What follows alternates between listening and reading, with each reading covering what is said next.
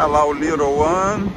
E continuando com nossa viagem de trailer pelos Estados Unidos, chegamos aqui ao Big Lagoon, o nosso último parque na Flórida. E nessas imagens vocês podem ver um pouco da destruição do furacão Idalia, que atingiu bastante essa parte norte do estado da Flórida. Para quem está acompanhando a nossa viagem, nós saímos de Pompano Beach, passamos por diversos campings e parques no estado da Flórida até chegarmos na costa do Golfo, onde ficamos no Big Lagoon. O parque fica a cerca de 15 minutos do centro da cidade de Pensacola, conta com uma boa estrutura de trilhas, pelo menos 3 praias localizadas no canal ao fundo do parque, e quando você acampa no Big Lagoon, você tem direito a estacionamento gratuito na praia do Golfo, que fica a cerca de 5 minutos de carro. Já na entrada do parque você vê bastante vegetação, e o camping conta com uma boa estrutura, apesar de ser meio antigo. Muito poucos sites têm o piso de cimento, a maioria é terra batida, mas os sites têm bom tamanho. Você pode ver aí, você pode parar o trailer e pelo menos mais 2 carros. Esse daí é um grande classe A. O camping não conta com esgoto, o que fez com que nós tomássemos banhos todo dia no banheiro do camping, para evitar de encher o reservatório do trailer. O parquinho era recém-reformado e agora vocês podem ver aí o nosso cantinho. Como vocês podem ver, bastante privacidade em relação aos outros sites, tem bastante vegetação separando um site do outro, e nós vimos muitas famílias acampando em barracas, inclusive com ar-condicionado, devido ao calor que tem na Flórida. No nosso espacinho aí, nós contávamos com mesa, o espaço da fogueira que tinha uma grelha, você podia fazer churrasco lá, e lá no fundo tem um varal. E como na maioria dos parques estaduais da Flórida, os animais sempre chegam bem perto do trailer, você só precisa ficar ligado para não perder a oportunidade. O Big Lagoon foi o primeiro camping que nós tomamos banho nos chuveiros do banheiro do parque todos os dias, para evitar de ter que ficar esvaziando o reservatório do trailer. Essa é uma situação que eu vou explicar melhor em um outro vídeo. Os banheiros eram antigos, porém limpos. Eles sempre têm o piso um pouco envelhecido, porque é banheiro de camping, né? Mas os chuveiros tinham boa pressão, água quente, e os banheiros ficavam próximos do nosso site, que tinha essa passarela nos fundos que conectava o camping a uma das praias do parque. Isso fez com que nós fôssemos andando para a praia todos os dias. A passarela era uma caminhada agradável, não mais de 5 minutos, e no meio do caminho você passa por esse lago aí que, como o aviso mostra, tinha jacaré. Aí, ó, nosso amiguinho e o nosso amigo.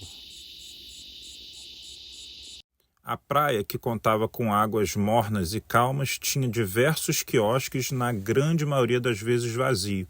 Isso é algo que me chama muito a atenção. É impressionante como que as pessoas prezam por uma vida ao ar livre, mas muitas vezes deixam passar a oportunidade de aproveitar um lugar como esse. Vários parques da Flórida oferecem uma boa estrutura, preço acessível, mas as pessoas simplesmente não vão. Olha só a vista da praia. E além de uma segunda praia que tinha uma rampa para barcos, o parque conta com uma terceira praia que pode ser acessada de carro ou por uma trilha que começa naquela mesma passarela que leva ao camping.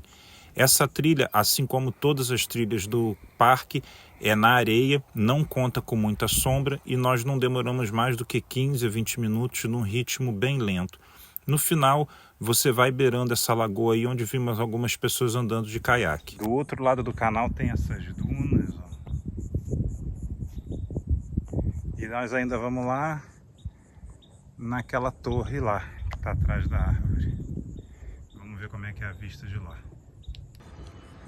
E depois de atravessar essa longa passarela, finalmente chegamos lá na base da torre. E vamos embora conhecer a vista lá do alto. Vamos lá?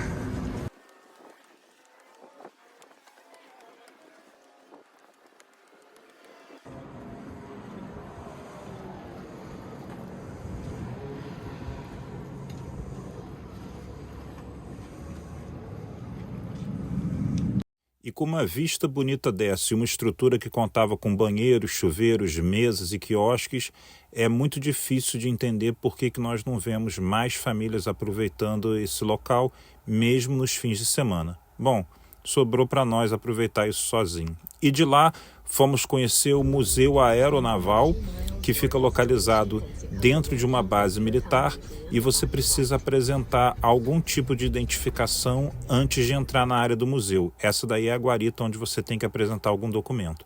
Já na entrada do museu, você vê alguns aviões, todos eles muito bem conservados.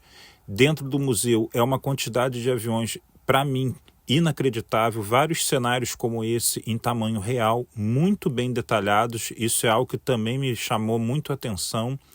E você vê aviões de todas as eras, alguns muito antigos, alguns caças mais novos, todos eles muito bem conservados. É impressionante.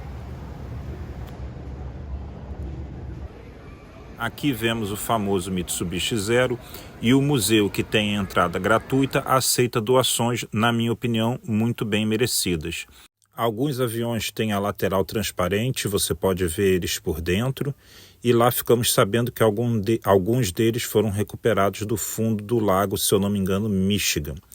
O museu conta também com muitos helicópteros e uma seção dedicada a bombas e outra seção muito interessante dedicada a turbinas.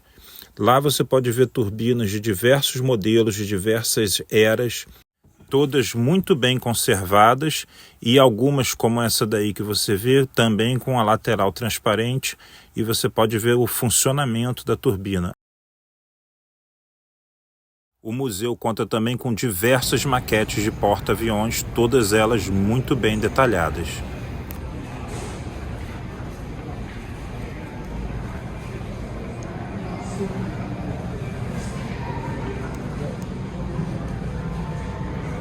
Outro passeio que fizemos foi ao Downtown Pensacola, onde você encontra diversos pelicanos como esses daí, cada um com uma pintura diferente, alguns murais e muitos prédios antigos com uma arquitetura característica da época.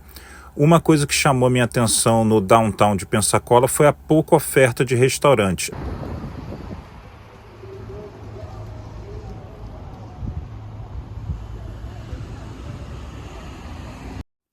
Outro passeio interessante foi uma visita à praia de Perdido Key, onde eu mergulhei nas águas do Golfo pela primeira vez.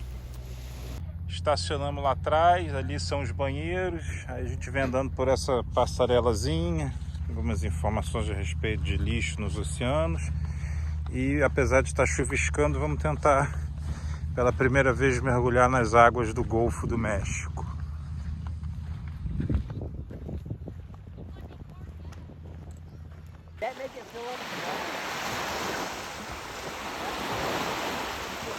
E com essas imagens nos despedimos de Pensacola e da Flórida. A próxima parada é o Prairie Creek, já no estado do Alabama.